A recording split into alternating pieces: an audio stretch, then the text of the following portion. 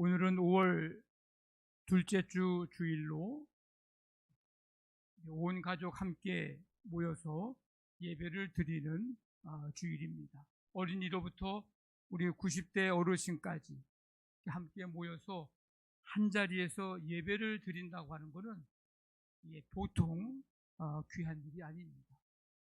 옆에 있는 분들하고 함께 인사하겠습니다. 가정에 하나님의 은혜가 함께 하시길 바랍니다. 믿음의 명문 가정을 이룹시다. 꼭 그렇게 되시길 바랍니다.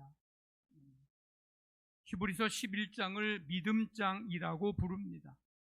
기독교 신앙의 핵심인 믿음의 본질을 가장 입체적으로 보여주고 있고, 믿음으로 살았던 수많은 선조들을 언급하면서 믿음이라고 하는 것은 단순히 그냥 지적인 동의 수준이 아니고 우리의 전 존재를 담은 자발적 헌신이고, 우리의 삶을 통해서 하나님의 말씀이 실현되게 하고 또 하나님의 뜻을 이루는 일임을 가르쳐주고 있습니다. 모든 일에는 순서가 있습니다. 라면을 끓이는 데에도 순서가 있습니다. 사람마다 조금씩 다르겠지만 제가 라면 끓일 때는 일단 물을 끓입니다. 물을 먼저 끓여요. 그 다음에 스프를 넣습니다. 야채든 다른 그 스프든 그 스프를 넣고, 그 다음에 조금 물이 많이 이제 팔팔 끓으면 그때서 저는 라면을 꼭 4조각으로 자릅니다. 통째로 안 넣고. 그래야 먹기가 좋더라고요. 4조각으로 잘라서 넣고, 그 다음에 마지막으로 꼭 넣는 게 하나가 있습니다. 네? 어떻게 하셨어요? 저는 라면에 계란을 꼭 넣습니다. 우경경 목사님은 계란 안 드시나 봐. 고개를 가로쳤는데 저는 계란을 꼭 넣습니다. 어느 때는 2개를 넣습니다. 그리고 마지막에 라면을 먹고 난 다음에 꼭 거기다가 뭘 넣어서 먹어요. 밥을 말아 먹습니다. 밥을 안 먹으면 먹은 것 같지가 않아요. 그게 제가 라면을 끓여 먹는 레시피입니다. 여러분들이 된장을 만들고 간장을 다리는 데에도 방법과 아마 순서가 있을 거예요. 김장을 할 때에도 김장의 순서가 있을 거라고. 기계를 작동하는 데에도 그 방법이 있고 순서가 있습니다. 이거를 전문 용어로 레시피라고 말합니다. 어떤 결과를 얻기 위한 절차와 재료의 체계적인 설명, 이게 레시피예요. 이 단어가 요리에서는 식품을 조리하는 방법이나 처방을 기록한 문서를 가리키고, 같은 맛을 만들어내기 위해서 만든 설계도로 사용되고 있는 단어가 레시피입니다. 현대에는 의학, 약학, 화학, 과학, 컴퓨터 프로그래밍, 산업, 제조 분야에 이르기까지 다양한 분야에서 성공적인 결과를 얻기 위한 공식이나 매뉴얼이라고 하는 의미로 확장해서 사용하고 있는 단어입니다. 제가 종종 우리 양가에서 커피를 내려드리는데, 제가 커피를 내려드리는 날은 매상이 많이 오르더라고요. 그래서 이걸 매주 해야 되나 말아야 되나 제가 고민하고 있는데, 제가 커피를 내려드릴 때에도 그냥 대충 아무렇게나 해서 드리는 게 아닙니다. 핫으로 내려드릴 때의 레시피가 따로 있고, 아이스로 내려드릴 때의 레시피가 따로 있습니다. 1인분 할 때, 2인분 할 때, 3인분 할 때에 따라서 레시피가 달라집니다. 그대로 해야 사람들이 맛있게 그 커피를 마시고 즐거워합니다. 만약에 그대로 하지 않고 내 맘대로 막 했다가는, 순서를 뒤죽박죽 했다가는 그 커피는 써서 먹지 못하거나 너무 묽게 돼서 맛없는 커피가 되고 맙니다. 그래서 레시피가 중요합니다. 비단 커피만 그러겠습니까? 모든 요리, 모든 분야에서도 다 마찬가지입니다. 오늘 우리가 읽은 이 한 구절 말씀에 보면 삶의 레시피 그대로 살았던 한 사람이 등장합니다. 그 사람의 이름은 노아입니다. 이 노아는 어떤 사람인가? 제가 설명을 드릴 테니까 같이 따라오면서 화면을 보시면 됩니다. 어떤 사람인가? 아담의 10대 손입니다. 아담으로 시작해서 10번째에 해당되는 후손입니다.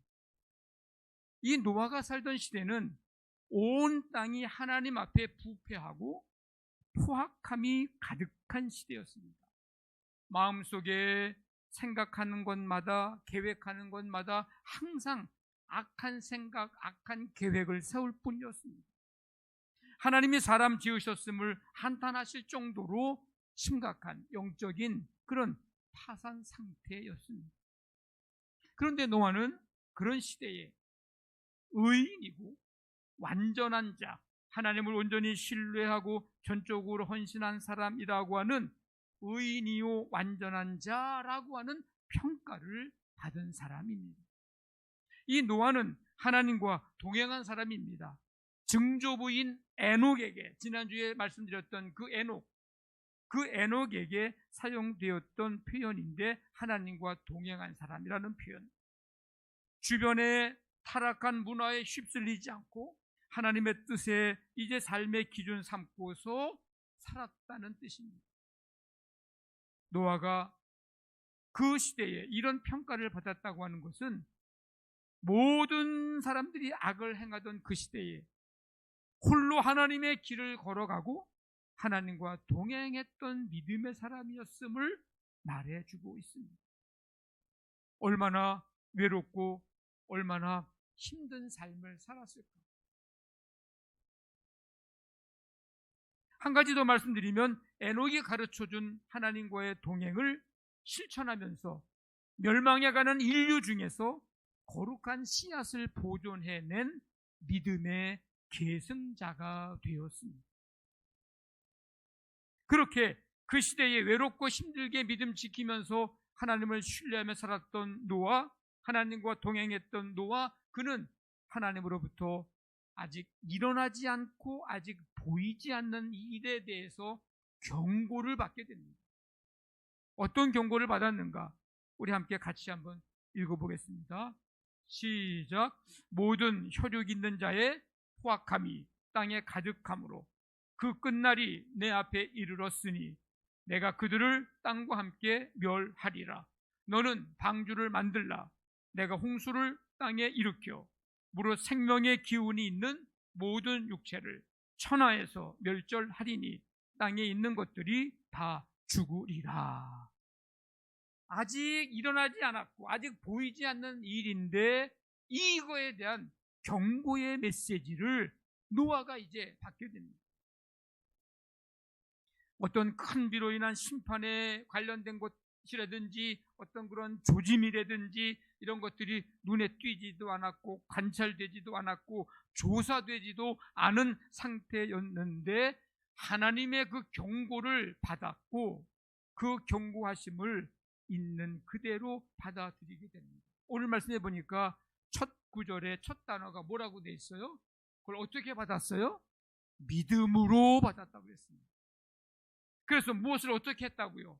믿음으로 그걸 받아들여서 뭐 했다고요? 방주를 준비하여.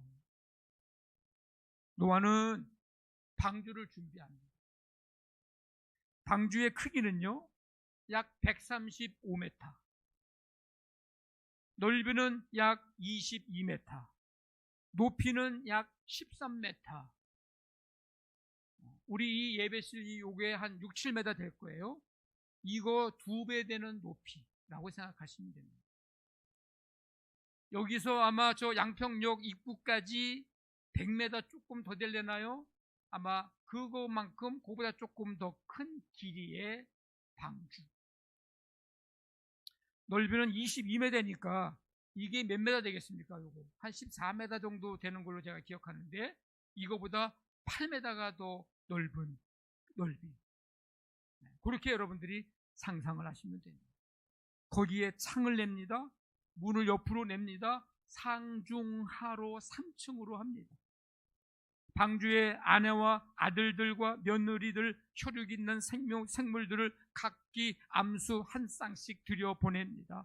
새는 새 종류대로, 가축은 가축 종류대로, 땅에 기는 거는 기는 것대로 각기 둘씩 들여보냅니다. 먹을 양식을 가져다가 저축을 합니다. 이 모습을 보고 있던 당시의 사람들은 어떤 생각을 했을까? 이 모습을 보고 있던 주변의 사람들은 어떻게 행동을 했을까? 어떻게 하나 보자라는 마음으로 아마 유심히 지켜보고 있었을 것입니다. 노아와 그 가족, 이 사람들 이거 다 미친 거 아니야? 아니, 이 날씨에 무슨 홍수가 나? 아니, 배를 만들면 바닷가 근처에 만들어야지. 아니, 산 꼭대기에다가 배를 만들어? 이거 미친 거 아니야? 이거 어떻게 된 거 아니야? 아마 주변의 사람들은 그런 마음, 그런 생각, 그런 말을 하면서 매일 아침마다 노아와 그의 가족들을, 방주를 준비하는 그들을 만나면 조롱하고 비웃는 것이 아마 인사였을 것입니다. 그럴 때마다 이 노아와 가족들은 얼마나 갈등이 많았을까? 노아도 인간인데 하루에도 수십 번 마음과 감정이 바뀌는 연약하고 유한하고 부족한 인간인데 그 하나님의 경고하심을 받고 방주를 준비해야 하는 그 일이 얼마나 힘들었겠습니까? 할까? 말까? 도망갈까? 진짜 비가 와서 홍수가 나는 걸까? 괜히 이거 헛수고하는 거 아닌가? 이 일을 계속해야 되나? 마음과 생각이 흔들렸을지도 모릅니다. 그런데 여러분 놀라지 마십시오. 창세기 6장 22절에 보니까 뭐라고 말씀하고 있냐면 노아가 그와 같이 하여 하나님이 자기에게 명하신 대로 다 준행하였더라. 그와 같이 하여 다 명하신 대로, 아까 가로, 세로, 넓이, 높이, 그리고 그 안에 드리는 것까지 하나님이 명하신 대로 그와 같이 다 준행하였더라. 오늘 7절 말씀에서는 믿음으로 하나님의 경고하심을 받았습니다. 경외함으로 방주를 준비했습니다. 창세기 6장 22절의 말씀을 한마디로 하면 이런 거예요. 노아는 그대로 다 했다. 노아는 레시피 그대로 살았다. 이렇게 한마디로 말할 수 있습니다. 한번 따라 보겠습니다. 믿음으로 받고 경외함으로 준비했다. 네. 한마디로 말하면 명하신 대로 다 준행하였더라. 자, 그럼 구체적으로 한번 좀 몇 가지를 좀 살펴봅니다. 노아는 다 그대로 했다. 다 그대로. 머리로는 이해가 되지 않았을 거예요. 상식적으로도 이해가 되지 않았을 거예요.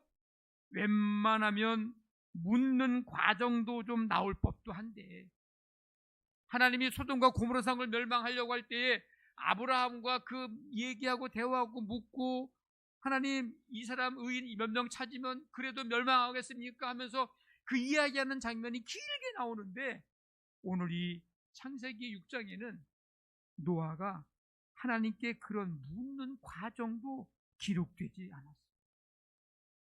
머리가 이해가 안 돼도 머리로 상식적으로 이해가 안 돼도 하나님께서 말씀하신 그대로 설계해 주신 그대로 레시피 그대로 다 했다고 했어요. 이것이 믿음입니다. 여기에서 다는요 예외나 누락이 없는 상태를 말합니다. 그러니까 머리로 이해할 수 있는 것이나 상식적으로 이해가 되는 것, 실천할 수 있는 것만 골라서 한 게 아니고 하나님께서 말씀하신 것을 100% 그대로 한 것입니다. 레시피 그대로 다 했다. 이해를 넘어선 신뢰의 순종을 말해주고 있습니다.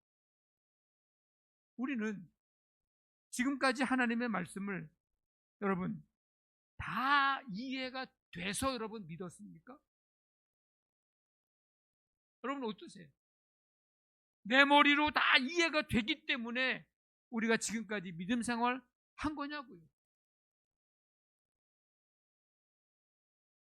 하나님의 말씀을 믿음으로 받고 삶의 레시피 이 말씀 그대로 믿고 받아들이고 그 레시피대로 살아가는 삶, 이것이 믿음의 삶인 줄로 믿습니다. 노아는 뿐만 아니라 끝까지 그대로 했습니다. 방주를 짓는 기간이 길었어요. 이 기간 동안에 한 번도 설계를 바꾸지 않았어요. 치수를 바꾸지 않았어요. 하나님, 좀 길지 않습니까? 조금만 좀 짧게 하죠. 100m로 제가 줄이겠습니다. 노아는 그렇게 하지 않았어요. 대충 하지 않았습니다. 처음부터 끝까지 믿음으로 한 거예요. 시작도 믿음으로, 과정도 믿음으로, 마지막까지 믿음으로, 일관된 믿음을 가지고 무엇을 행하고 우리의 믿음의 삶을 산다고 하는 거, 이게 굉장히 어렵다는 거 여러분 아시죠? 얼마나 많은 인내와 인내의 시간을 필요로 하는지, 성실함을 유지해야 하는지도 여러분들이 잘 아시죠? 노아는 처음에 경고하심을 들을 때만 열정을 가지고 믿음으로 시작한 게 아니고요, 마지막 망치질을 하고 마지막 역청을 치를 때까지 변함없는 성실함을 끝까지 유지했습니다. 그러니까 명하신 대로 다 준행한 노아의 순종, 노아의 믿음의 삶은 일회성 어떤 이벤트적인 것이 아니라 그의 삶의 방식 그 자체였음을 알려주고 있습니다. 사울의 고백이 떠오르죠. 나는 선한 싸움을 싸우고 나의 달려갈 길을 마치고 믿음을 지켰으니. 이 고백이 우리 모두의 고백이 되기를 원합니다. 끝까지 달려가는 거예요. 믿음을 지키는 거예요. 믿음은 편한 말씀만 골라서 하는 게 아니에요. 내게 불편한 말씀을 내 맘대로 이거 나 불편하네 슬그머니 내가 바꿔치기 하는 게 아니에요. 불편해도 힘들어도 오래 걸려도 끝까지 삶의 레시피로 주신 말씀 그대로 살아야 합니다. 뿐만 아니라 노아는요, 혼자가 아닌 온 가족이 함께 그대로 했습니다. 다 그대로 했고요, 끝까지 그대로 했고요, 온 가족이 함께 그대로 했습니다. 창세기 7장에 보니까 너와 내 온 집은 방주로 들어가라. 다 만들어 놓은 다음에 하나님이 하신 말씀입니다.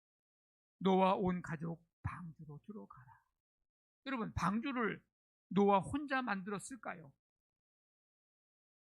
가족들은 아버지가 어떻게 됐나 봐. 저거를 그냥 그대로 어떻게 하지? 하면서 방주를 다 만들고 완성될 때까지 관심 없다가 하다가 다 만들어 놨네? 하나님이 들어가래요?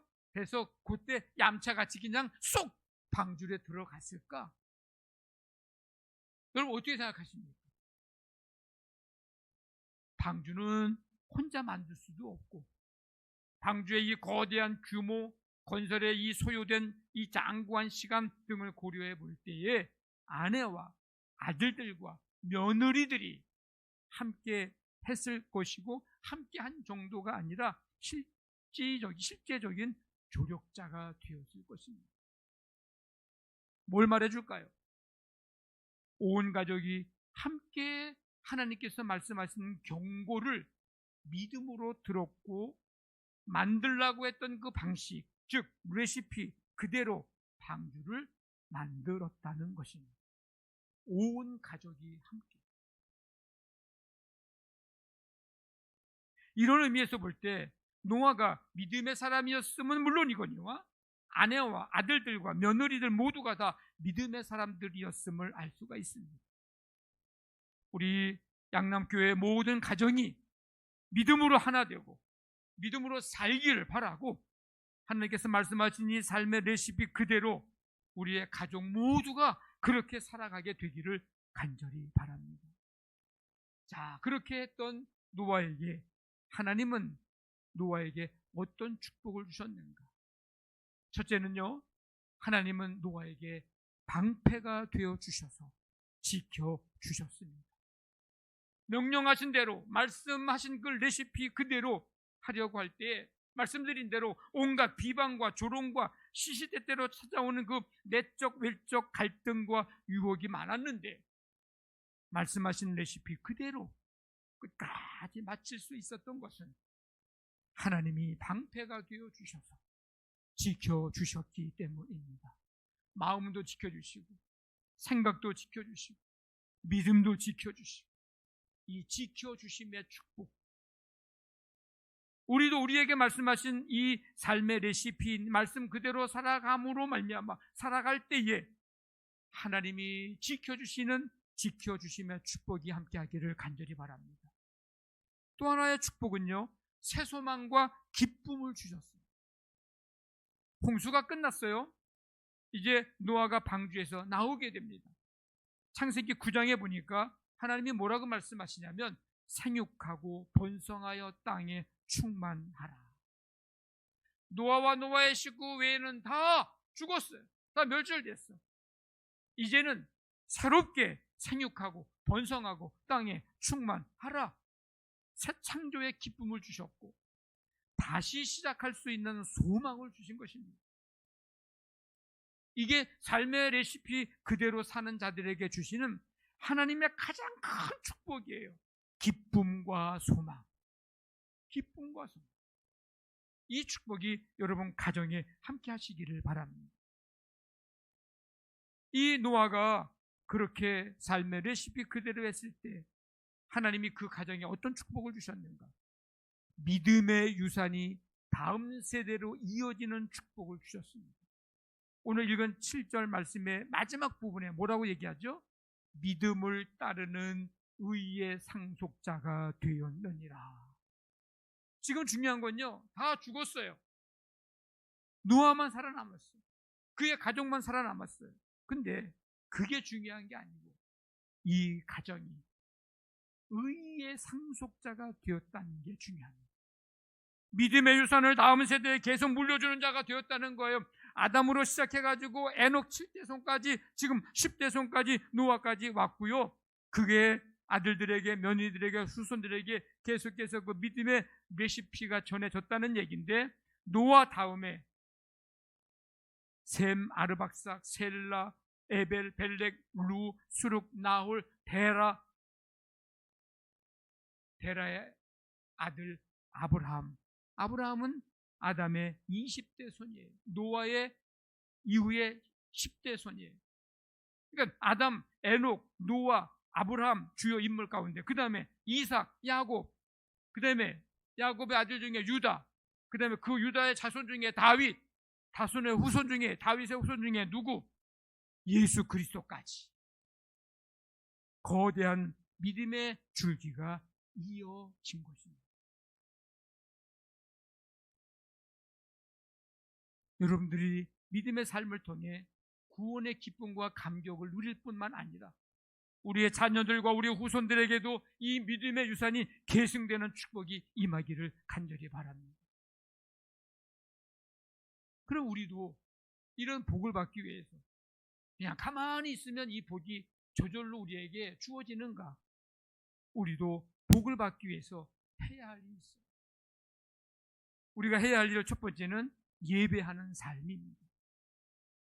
예배하는 삶은요, 말씀으로 주신 삶의 레시피 그대로 살아가는 삶의 시작과 끝이에요. 처음과 마지막이에요.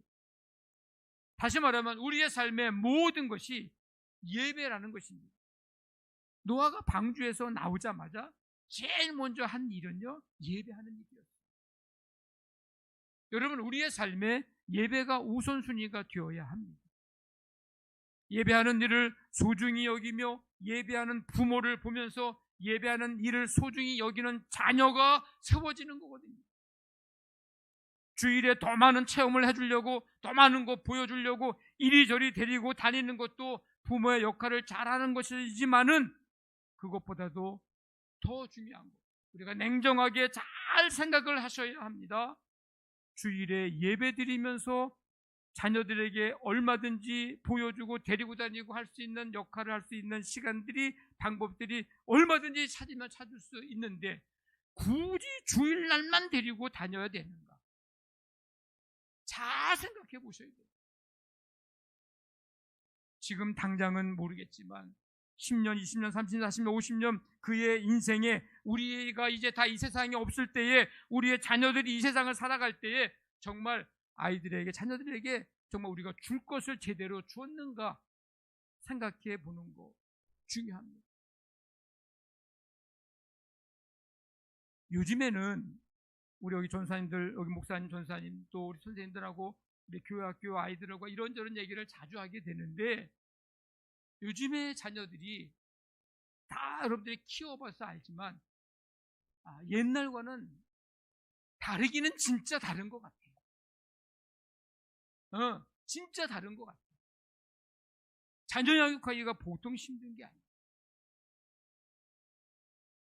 그래서 이 교회 공동체 속에서 공동체 생활을 하고 예배를 드리고 관계를 갖고 만남을 갖고 교제하고, 이런 모든 이런 관계 속에서 영적인 신앙적인 면에서도 양육을 받을 뿐만 아니라 인격적인 면에서, 사회성에 대해서, 공동체성에 대해서, 함께 살아간다고 하는 것에 대해서, 위에 언니 오빠가 있고 동생이 있고 하는 관계 속에서 아이들의 마음과 생각을 지도하고 교육한다고 하는 것은 굉장히 어려운 일이더라고, 지금 얘기를 들어보니까.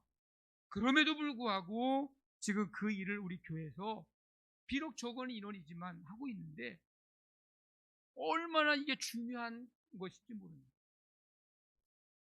그냥 내 아들, 내 딸, 내 새끼 해가지고 그냥 우리가 그냥 그냥 둘 많이 투자해서 잘 가르치고 잘 그냥 뭐 잘해주면 잘 되겠지, 그 차원을 좀 넘어서서 공동체 안에서 어떻게 하면 신앙과 인격을 잘할 수 있도록 할까 하는 이 차원에서 여러분들이 생각한다면 우리 교회 학교를 축복해 줘야 되고, 담당하는 목사님, 전사님, 교사들을 여러분들 축복해 주고, 조금 심하게 말하면 업고 다녀야 된다고요. 이제 이번 주 중에 무슨 날이 돌아옵니까, 여러분? 5월달에는 기념의 날이 굉장히 많더라고요. 무슨 날이 돌아와요? 스승의 날이 돌아와요. 스승의 날이 돌아와요. 요즘에 선생님 뭐 그러면 별로 힘든 직업으로 그렇게 인식이 되고 어려운 상황이 오는데, 우리 선생님들 여러분들이 정말 기도 많이 해주시고 축복해 주셔야 되고, 정말 여기 양가에서 커피 한 잔이라도 대접해 드려야 되고, 정말 밥 한 끼 한번 좀 대접해 드리고 좀 업고 다녀야 된다니까요, 지금. 왜냐하면 여러분들의 자녀, 손자, 손녀들이 집에서도 내가 다루기가 힘든 아이들인데, 선생님들이 그거를 맡아서 주일날 신앙과 인격의 교육을 하고 있으니 이게 얼마나 어려운 일이에요. 네, 남의 자식을. 예배의 삶을, 예배 공동체 속에서 이 유산을 물려준다고 하는 거는 그 어떤 것을 가르쳐주고 보여주고 주는 것보다 가장 귀한 것을 주는 거예요. 노아의 축복을 우리가 받고 싶다면 우리가 예배하는 삶을 살아야 돼요. 또 한 가지는 삶의 레시피 그대로 살아가는 일을 방해되는 것이 있다면 담대히 끊어내 버려야 합니다. 그런 것들이 과연 뭐가 있을까? 자기가 가장 잘 알죠. 내가 나를 가장 잘 아는 거예요. 그런 말씀을 통해서 한번 살펴본다면, 말씀은 용서하라고 하는데 나는 용서하지 못하고 있는 것은 아닌가? 마음이 내키지 않아도 말씀 레시피 그대로 용서할 때에 기쁨이 복으로, 평안이 복으로 임할 줄로 믿습니다. 왜 그렇게 내 안에 평안이 없을까? 기쁨이 없을까? 내가 누군가를 용서하지 않은 것은 아닌가? 말씀은 하나님을 예배하라고 하는데 주일마다 갈등을 하고 있지는 않은가? 예배 드리러 가야 되나 말아야 되나? 말씀은 덕을 세우라고 하는데 비교와 잔소리와 상처 주는 일을 반복하고 있지는 않은가? 가정과 교회 공동체에서 덕을 세울 때에 비교 대신 격려를, 잔소리 대신 기도를, 상처 대신 축복의 말을 할 때 가정이 살고 공동체가 건강하게 세워질 줄로 믿습니다. 말씀은 섬기라고 하는데 막상 섬김의 상황과 환경과 자리에 서게 되면 바쁘다고, 나 말고 다른 사람 있지 않냐고 회피하거나 미루거나 변명하지는 않습니까? 섬김은 재능이 있어서 하는 게 아니고 준비가 된 사람만 하는 게 아니고 말씀 레시피 그대로 순종하고자 하는 사람이 할 수 있는 일이 섬김입니다. 가정과 우리 교회 공동체 안에서 나의 삶의 자리에서 섬김의 삶을 살 때 그 섬김이 누군가에게 위로가 되고 격려가 되고 살아갈 소망을 갖게 하는 일이 될 것입니다. 노아가 그와 같이 하여 하나님이 자기에게 명하신 대로 다 준행하였더라. 우리 모두 함께 한번 고백해 보겠습니다. 한번 따라해 보겠습니다. 하나님, 말씀으로 주신 내 삶의 레시피 그대로 살겠습니다. 아멘.